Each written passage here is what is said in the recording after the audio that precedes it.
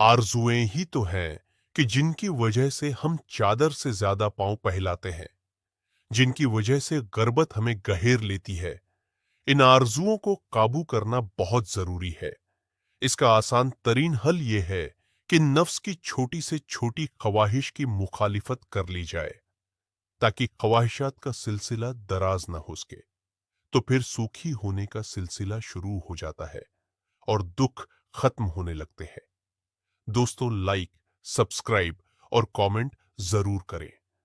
फिर उस फकीर की मानिंद जिंदगी गुजरने लगती है जिसके पास खाने को, रोटी पहनने को, मुनासिब लिबास और रहने को मकान नहीं होता, लेकिन इसके बावजूद वो इत्मीनान और सुकून की जिंदगी बसर कर रहा होता है, क्योंकि फकीर ने अपनी आरजुओं को यूं कुचला होता है कि आखिर उसका नफ्स ख्वाहिश करना ही छोड़ देता है।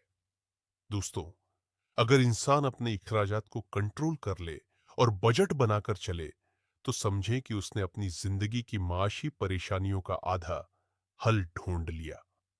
गुर्बत मिटाने और अमीर होने का ऐसा बेहतरीन फार्मूला आज तक कोई इकोनॉमिस्ट भी नहीं दे सका, जैसा हजरत अली रजी अल्लाह अन्हु ने आज से 1400 साल पहले दे दिया था।